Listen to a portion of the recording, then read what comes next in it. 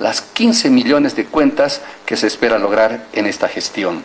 Se ha producido un incremento de 8.6% en esta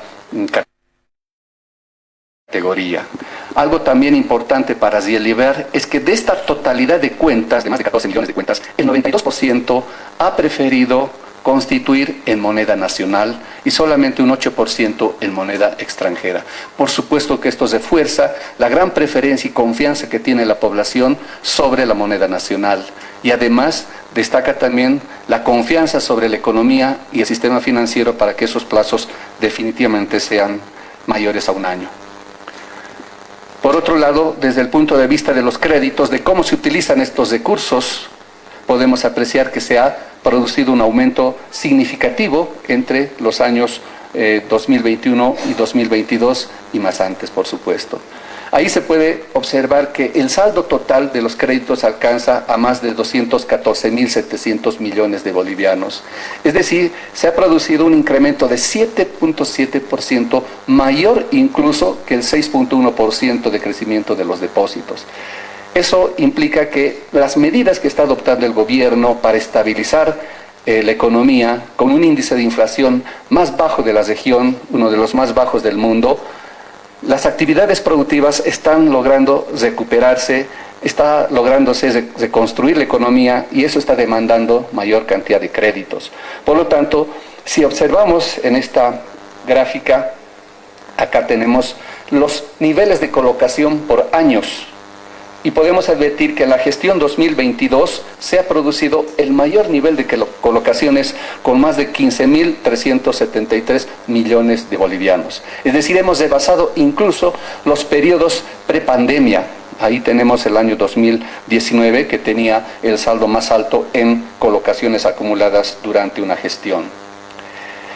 Fundamentalmente, estos créditos están asignados a las pequeñas unidades económicas. Se puede apreciar en ese gráfico acá, precisamente que el 30% de los créditos está otorgado al sector de las microfinanzas. Es decir, las pequeñas unidades económicas, los gremios, los artesanos, los pequeños productores, son los que más se benefician con los créditos y constituyen el pulmón del crecimiento de la economía boliviana. Si a eso le agregamos las pequeñas y medianas empresas que constituyen el 12.3%, definitivamente estamos hablando del 42% de recursos que se asignan a las pequeñas unidades económicas que generan empleo y que generan producción. Asimismo, podemos apreciar que del total de créditos, un 65% se asigna a las unidades económicas que precisamente van a generar producción y empleo, y el 35% a los hogares en forma de créditos para la vivienda y también para el consumo.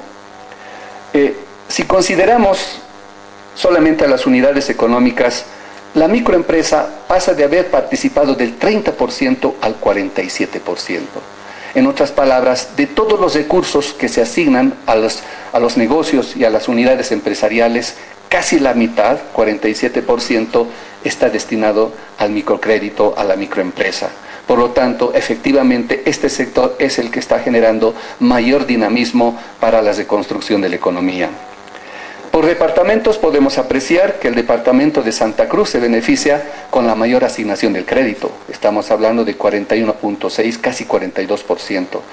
Si recordamos las cifras de las anteriores láminas, Santa Cruz aporta al ahorro con 31% y sin embargo se beneficia con un crédito del 42%.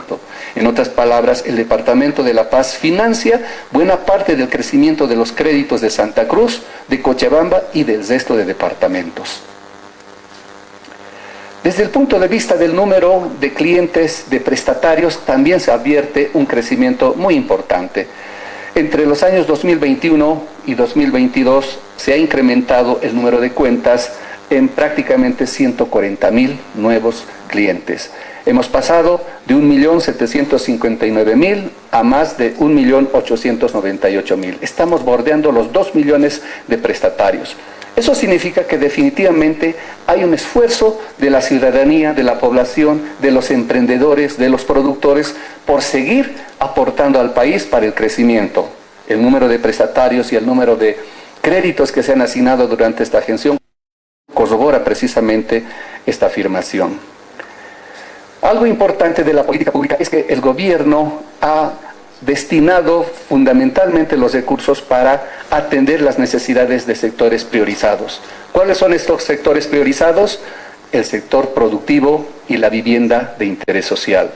Podemos apreciar acá en esta lámina que en la gestión precedente, entre 2020 y 2021, el crédito al sector productivo había crecido en 5.9%, lo mismo que el crédito destinado a la vivienda. Sin embargo, la pasada gestión, el año 2022, el crédito al sector productivo se ha incrementado sustancialmente en 10.1%, mientras que el crédito al sector de la vivienda de interés social en 7.6% y el resto de créditos en 5%. Es decir, la mayor dinámica que se observa en la producción está posibilitando precisamente una demanda con mayor cantidad de recursos para destinarlos a sus actividades. Por esa razón, el sector productivo representa el 46.8%, casi 47%. El crédito a la vivienda representa el 14.6%. En conjunto, estos dos sectores que son los privilegiados y los priorizados por la política pública, la política financiera, están ostentando el 61.64, lo que equivale a 131.000 millones de bolivianos. Estos créditos se favorecen con condiciones favorables. ¿En qué sentido? Precisamente las tasas de interés que se otorgan están siendo controladas y reguladas. Para el caso de la vivienda de interés social, estas tasas oscilan entre 5.5% y 6.5%, dependiendo del tamaño del crédito. En el caso de las microempresas, la tasa máxima a la que pueden otorgar las entidades es 11.5% para las microempresas. Pero adicionalmente se ha creado fondos de garantía, el fondo de garantía para el sector productivo que permite cubrir hasta el 50% del crédito. Y en el caso de la vivienda de interés social, el fondo de garantía que se ha creado permite evitar que las entidades exijan la cuota inicial que tradicionalmente pedían, un 20% de pie llamaban, para que puedan acceder. Hoy los bolivianos pueden acceder al 100% de financiamiento con este fondo de garantía y con esas tasas de interés. Asimismo, desde el punto de vista de los sectores que se han beneficiado, podemos apreciar que hay un fuerte énfasis en el sector productivo. Precisamente la manufactura participa con un 36% de la asignación del crédito, el sector de la agricultura y ganadería con 26%, construcción 24.7%. En total, estos tres sectores concentran el 87.2% de todo el crédito asignado. Si a eso le agregamos el sector de turismo, que también es muy importante y se ha ido incorporando como parte del crédito al sector productivo, este porcentaje se incrementa a 95%. En otras palabras, de toda la cartera de créditos, prácticamente el 95% está destinado a estos sectores que son los que generan producción y empleo. Con relación al crédito de vivienda de interés social, principalmente se ha otorgado para la compra de vivienda, casas, departamentos, en un 72.7%. Ustedes comprenderán que en la gestión 2020 se produjo la pandemia y los países han ido aplicando una serie de mecanismos de ayuda, de apoyo a los prestatarios.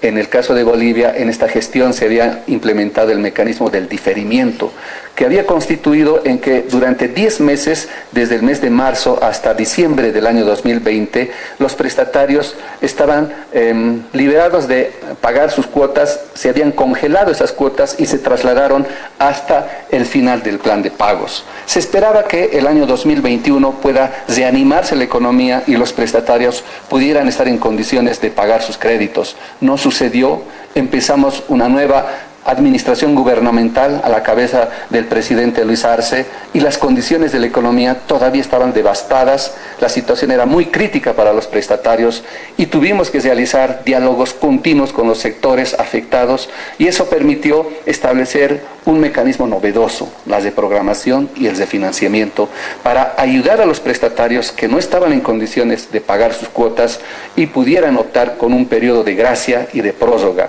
Esto ha permitido precisamente que a lo largo del trayecto de esta gestión 2022 vayan normalizando sus actividades. Fíjense, tuvimos el año 2020, cuando nos hicimos cargo de la administración gubernamental, la cartera de las cuotas diferidas alcanzaba a 10.4%, con un saldo de casi 20.000 millones de bolivianos.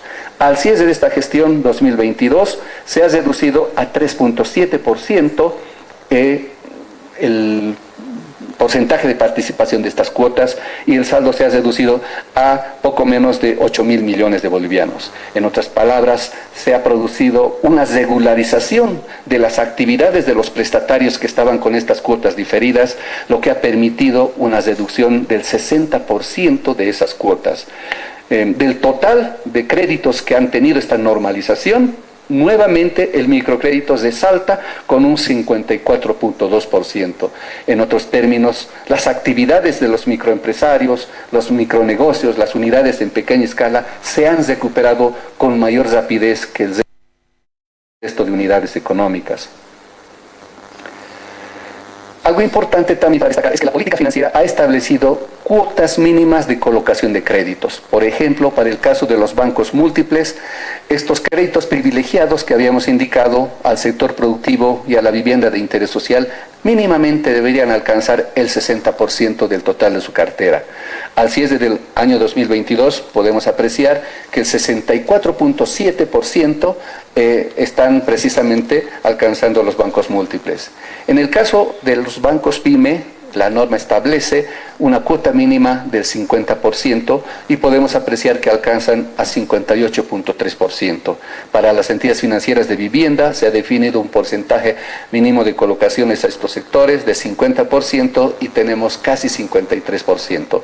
En otras palabras, las entidades han rebasado estos límites mínimos que la política establece precisamente para beneficiar a estos importantes sectores. Un aspecto para destacar también es el comportamiento del índice de mora. Habíamos señalado que el mundo entero ha estado en problemas después de la pandemia, y con esta situación bélica entre Rusia y Ucrania se ha complicado el escenario internacional. Las medidas que han ido aplicando los gobiernos de los países han tenido incidencia directa sobre la inflación. Aquí podemos apreciar algunos datos acerca de los índices de inflación en la región, y podemos corroborar que Bolivia ocupa de los más bajos índices y se manifiesta en un índice de mora que en términos promedio en la región se habla de un 3% y nosotros hemos logrado 2.2%, muy por debajo del resto de países. Solamente Uruguay y Chile están con índices menores. Pero también el dato que acompaña esta menor disminución, este menor índice de mora, tiene que ver con los tipos de crédito. Podemos apreciar acá que el crédito al sector productivo tiene una tasa de morosidad de 1.7% y el crédito a la vivienda de interés 2.1%. Estos niveles podrían haber sido menores y sin duda en esta gestión probablemente se incremente por efecto de dos aspectos fundamentales. Por un lado, tenemos toda esta presión que se ha tenido del paro innecesario que se ha producido en el departamento de Santa Cruz a finales de la pasada gestión, que ha ocasionado que muchos pequeños negocios y prestatarios se vean afectados. Precisamente ese hecho ha repercutido para que el índice de inflación esté observando, el índice de morosidad esté observando un leve incremento. Lo propio, estos fenómenos naturales que también estamos observando, de sequías prolongadas, heladas, etcétera, ha tenido incidencia. En otros términos, el índice de morosidad está siendo bien controlado y bien administrado, a pesar de estos eventos temporales y coyunturales, como son estos problemas sociales que se han producido en Santa Cruz con sectores extremos que han paralizado, y también por estos fenómenos naturales que hemos advertido. A pesar de ello, la morosidad no es un problema de preocupación por el hecho que tienen una reserva que permite cubrir. Eso se llama previsiones. Estas previsiones son como una especie de colchón. En caso de que esa mora no pudiera recuperarse, estos recursos sirven para precisamente suplir esa morosidad. Y podemos apreciar que al cierre de esta gestión tenemos una cobertura de 148%.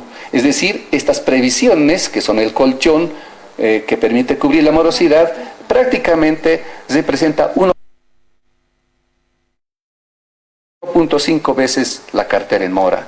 Eso nos muestra que precisamente el riesgo crediticio es moderado y está bien administrado, lo que también es un reflejo de la situación económica que tiene el país. Más allá de las expresiones alarmistas de algunos analistas desinformados que tratan de mostrar que Bolivia estuviese en una situación de crisis, los números son contundentes. Estas cifras no las proyectamos nosotros en función a métodos estadísticos, econométricos, sino son el reflejo fiel de los estados financieros que tienen las entidades financieras en sus sistemas de información.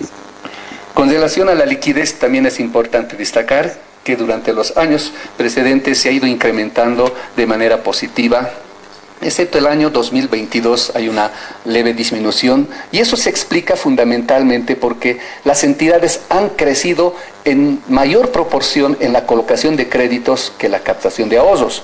Es decir, las entidades se han visto en la necesidad de aplicar una mayor cantidad de sus recursos de liquidez para acompañar el crecimiento y la expansión del crédito. Por esa razón se observa este leve descenso. Sin embargo, el porcentaje de cobertura que tenemos respecto de la liquidez con relación a los pasivos de corto plazo se mantiene en 60%, un índice que permite garantizar que los bolivianos pueden tener acceso a sus recursos en cualquier momento que vean por conveniente, y además que el sistema financiero tiene condiciones para seguir acompañando el crecimiento de la cartera de créditos. Algo que también había destacado la viceministra en su presentación es que cuando hicimos estos diseños de los mecanismos para poder acompañar a la situación difícil que atravesaba la economía, el sistema financiero y los prestatarios, y diseñamos las de programación y el de financiamiento, estos mismos analistas que hoy día están circulando por los medios fueron a decir que esto iba a tener impactos negativos sobre la liquidez, la solvencia, las utilidades, decían, de las entidades. La prueba es contundente. Hoy tenemos un sistema financiero bastante robusto, sólido y que está generando utilidades. Las utilidades han crecido desde 1.541 millones de bolivianos a 1.924, un crecimiento de casi 25%, lo que por supuesto permite que las entidades puedan seguir ofreciendo servicios con regularidad y normalidad.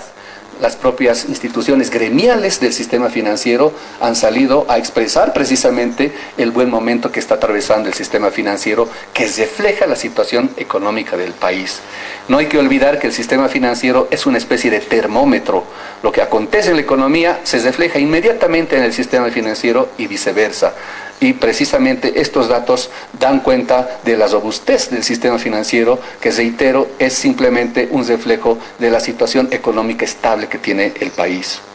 Algo importante para este propósito es que ASFI ha venido instruyendo, en coordinación con el Ministerio de Economía, que las utilidades en una proporción del 50% se capitalicen. Es decir, que estas utilidades no se vayan únicamente a la distribución de dividendos de los accionistas, sino permita reforzar la solvencia de las entidades para que éstas continúen teniendo capacidad para seguir creciendo en el otorgamiento de créditos.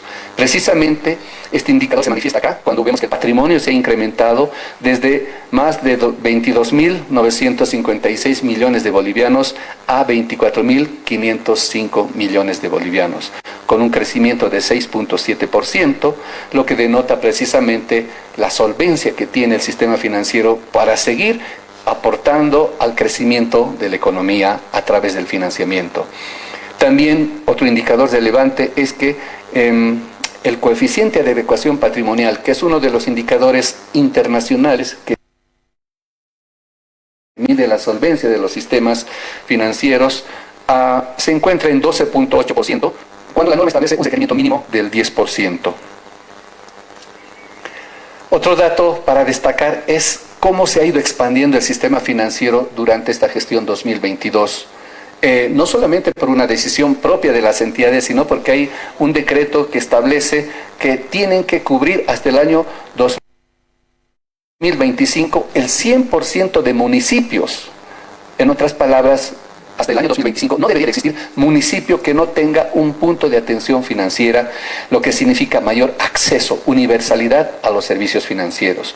Y podemos apreciar que se ha ido precisamente cumpliendo con este mandato.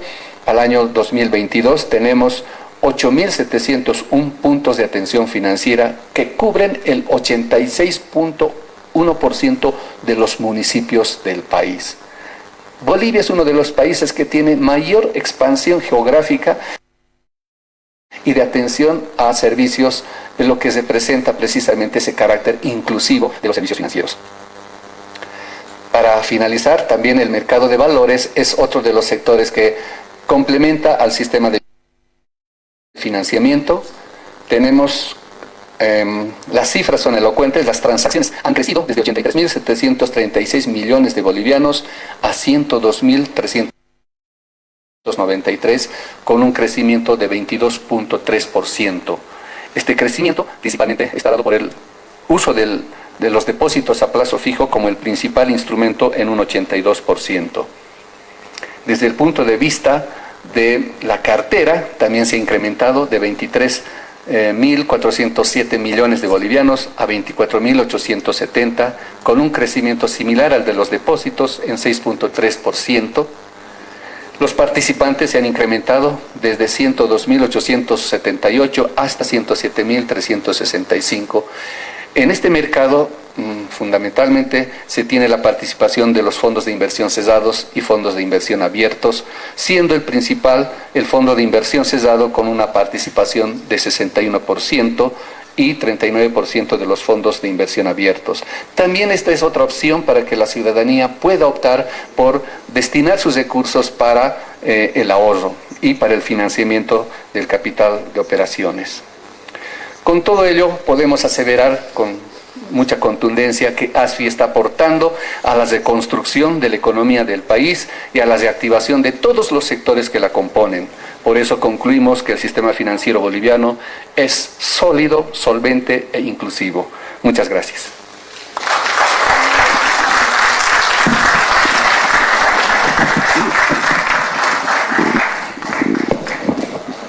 Agradecemos al director de la ASFI, Reinaldo Lucas Segales.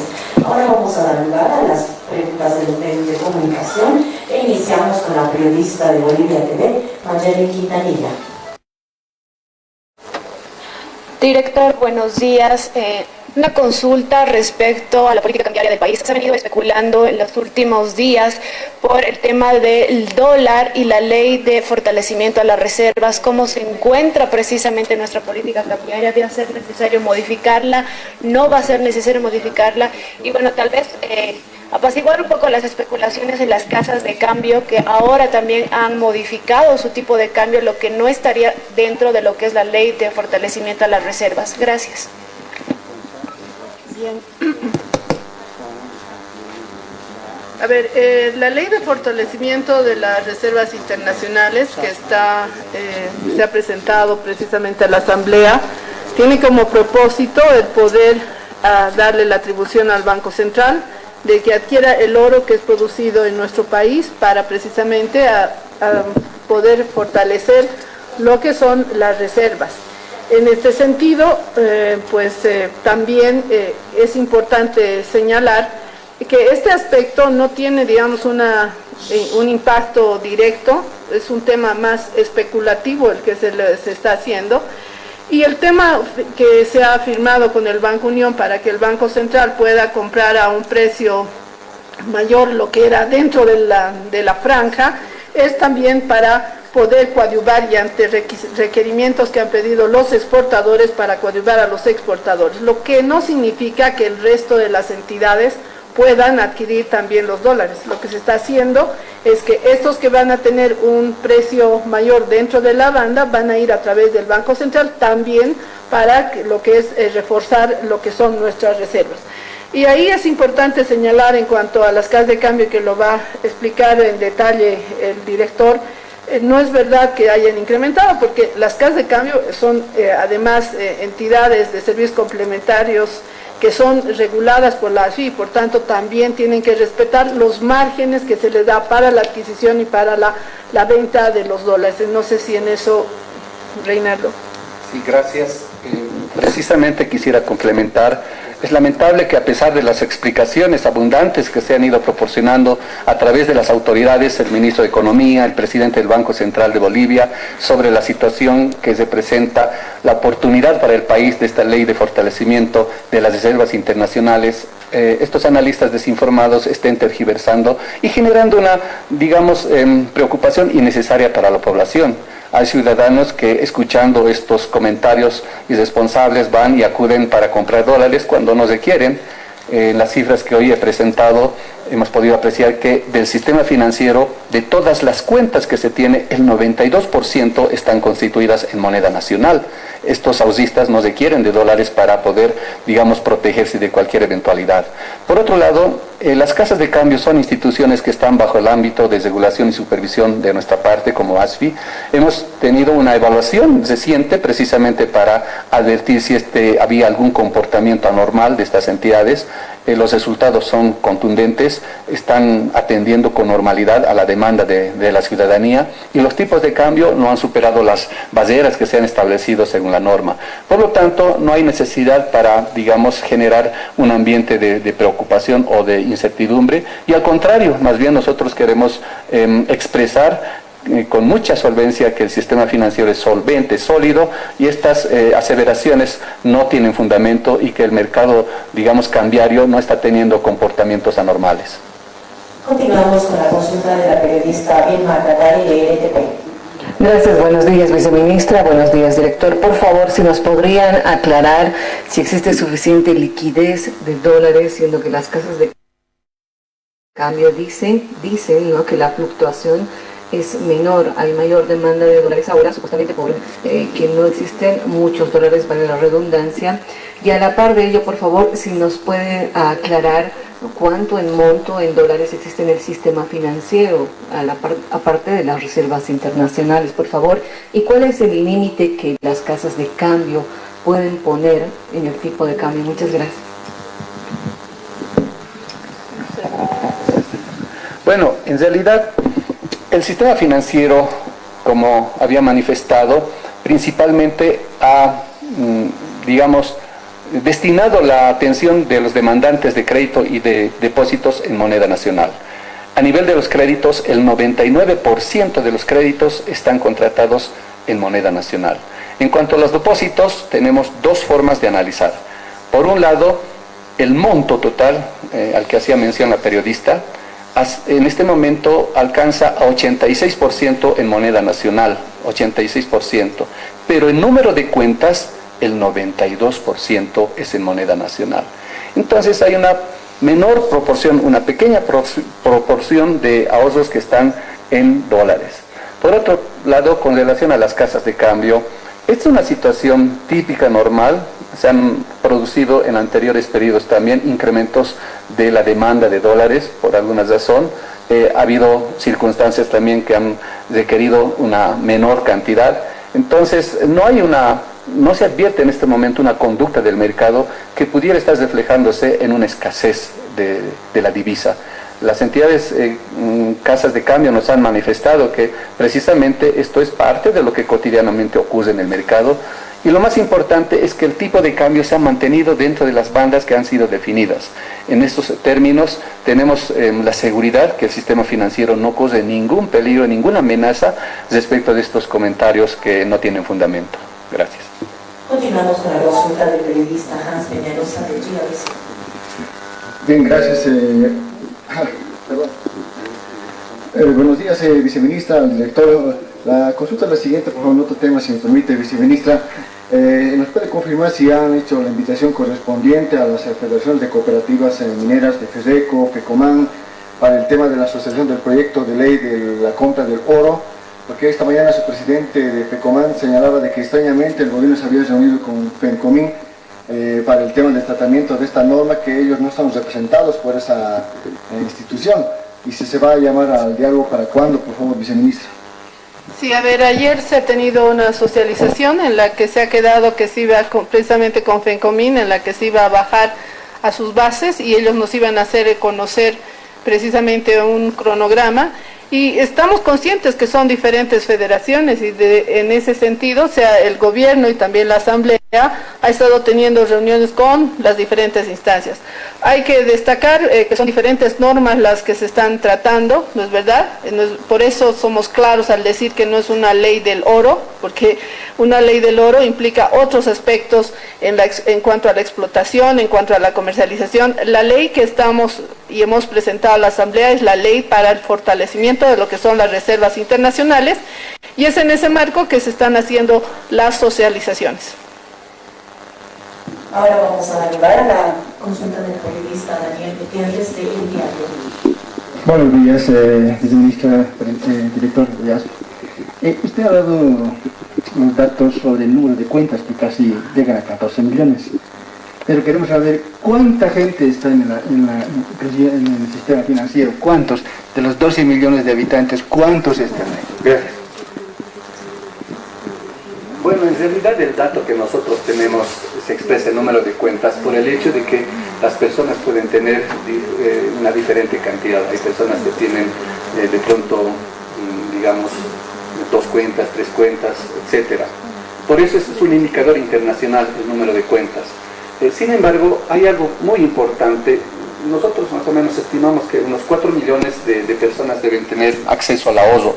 Pero algo importante es lo siguiente, que definitivamente la gran mayoría de los ahorristas tienen ahorros en, digamos, niveles menores a los $10,000. El Fondo de Protección al Ahorrista, que permite cubrir precisamente a estos ahorros, con el número actual de cuentas se permite cubrir al 98% de los ahorristas.